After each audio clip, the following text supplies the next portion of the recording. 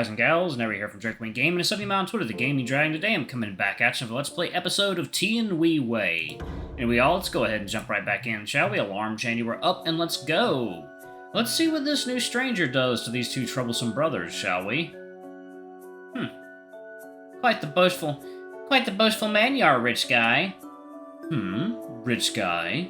From my perspective, it just seems like you slum dwellers simply lack the education and discipline to do the right things. Ahong!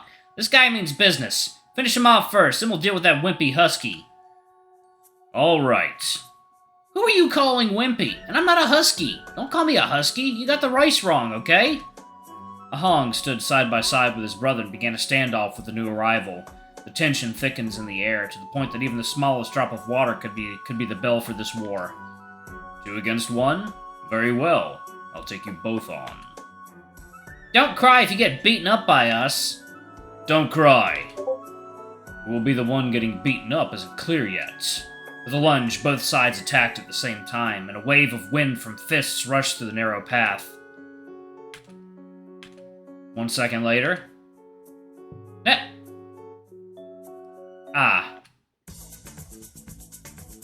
Not so strong after all. Good acting, though. 1 round! 1 round! And this seemingly skilled and gracious gentleman got beaten down to the ground. Not even a chance to fight back. Why are you so weak? So strong. Simply because you're weak, okay? 1 second is all they need to knock you out? What kind of humanitarianism tenet did you kept to carry to defend me on my behalf when you can't do any combat yourself? Hey, are you alright? I'm fine. Against us capital nightmares, do you really think you stand a chance to win? With a fist bump, the brothers looked joyful and happy upon scoring a victory. A lot of goodies on him. We can buy a lot of medicines for Mum. I know, Ahong, but let's keep the plundering for later. We'll have to finish off the other person first. Right. The two turned to look at me. Compared to our previous confrontation, a smirk can now be seen on their faces. It's like defeating the stranger just gave them a confidence boost. You saw what happened to that hero there, right? Now give us your money and we brothers won't bother you anymore. Bother me? You steal and plunder passers-by. Other than me, how many people have you troubled with your actions? Troubled? When did you entitled pigs even care about us when we are in troubled times? Huh? Entitled? But the problem is, I don't have any money on me at all. You're wearing clothes made from the finest silk, and you dare say such a thing? Do you feel no shame in what you're saying? No shame! This is the last mercy we Capital Nightmare brothers would show you. Give all your dirty money up, or else. Is my clothing that expensive?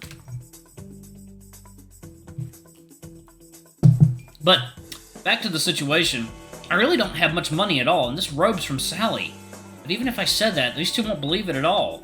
Seems like continuing this conversation is pointless. How about we communicate with our fists instead? At this point, if I remain silent, me and this friend who tried to help will be robbed clean. If I'm gonna lose things one way or the other, I might as well take a gamble here.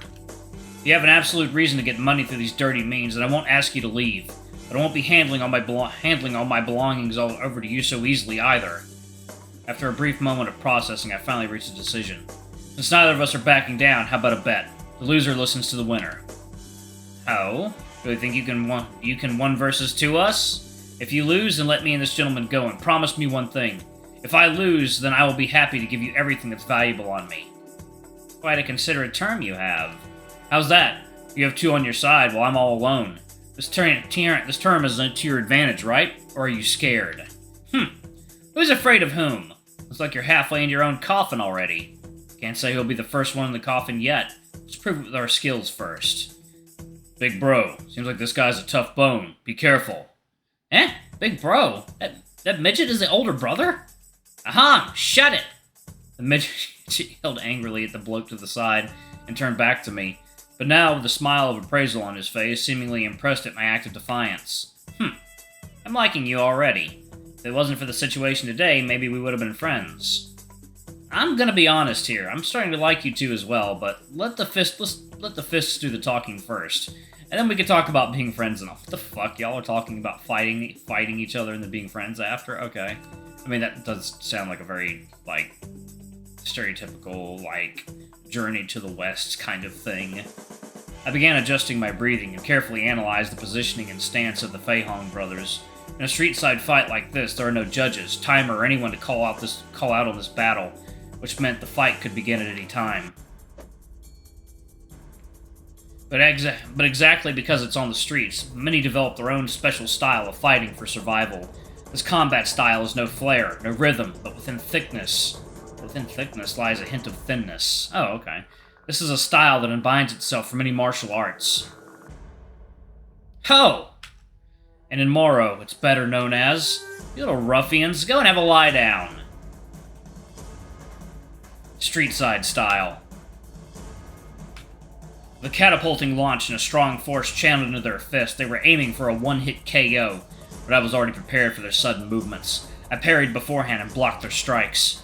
And then, using my left hand, I grabbed the smaller one between the two brothers and dragged him over, moving his position from left to right, while using my other hand to block the bigger bloke, Ahang's attack. This way, I created an opening from their assault. 1 second, y'all. It is water time. And gals, and we are back. Let's go ahead and jump back in, shall we? Okay. Before they could even react, in the next second, with a deep breath, I tightened my core muscles and charged my strength. And in an instant, I released it. Thanks to the duo losing balance from the interrupted attack, one hit is all it takes to topple their defenses. With my attack connected, Ah Fei flew into the distance and Ah Hung stumbled, despite being able to block some of the impact with his arms in front. Ah! Brother! You brothers, wake up already! I immediately followed up for another strike. As a smaller one between them, Ah Fei couldn't get up in time. I took the advantage to focus on Ah Hung, the stronger yet denser one of the two brothers. Even though I said that, I didn't require much strategy on my attack either. You bullied my brother, bad guy. Then have you ever considered about the suffering of those you robbed? Those you bullied? I swung out another punch. Ahang, now in a reactive state, is forced to block with his hands. It's a shame he didn't realize that my first strike was only to disarm his block. Without the protection of his arms, my right hand immediately followed up, and with a heavy blow landed a perfect hit on his jawbone. Ah! It hurts! While Ahang is down, Ah Fei tried to seize this small window of opportunity. He stood up once more and tried to attack me from behind, attempting to knock me down while I am distracted. Of course, it didn't go his way. They deserved it! Every last of it! The wealth they leached off the poor deserved to return to our hands. Huh. Ah Fei kicked at me, and due to my both hands out in an attacking motion, I had no time to block. I had no choice but to twist sideways and use my back to receive this attack, before quickly turning around to regain some space between me and my opponents. The strength of that kick was quite strong, making me stumble after my retreat. Stand up, Ahang! It's not over! Yes, big bro. I began responding against the combined assault of the brothers again. Different from last time, they now chose a less explosive approach and began pummeling me with as many quick strikes as possible. I began retreating, my arms blocking each blow, barely managed to stay up at the stalemate of 2 versus 1, and felt more and more worn out over time. Our hard work becomes redundant and became what you people take for granted. Our mother, ill and hurt, forced to work for you lot, but you guys don't care. None of you ever did. The only thing that matters to you people is exploiting the all worthwhile values out of us. You don't understand any of it, so stop preaching those useless ideals to us like a saint. Damn it, if this continues, I can't hold out any longer. Suddenly, a Zither music resonated from behind me. The rhythmical instrument sound filled the atmosphere with some kind of unbelievable power, supporting my body. Friend, I've used my music to strengthen your will and strength. Allow me to do the supporting. Please use this chance to defeat them. Ah, so he's a support character. Cool.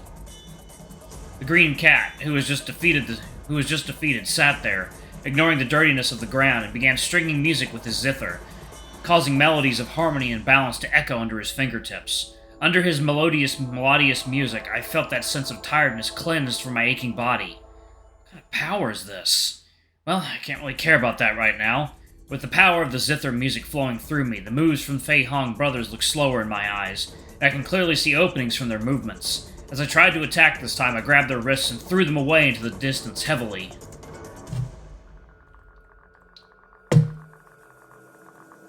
Ugh, damn it!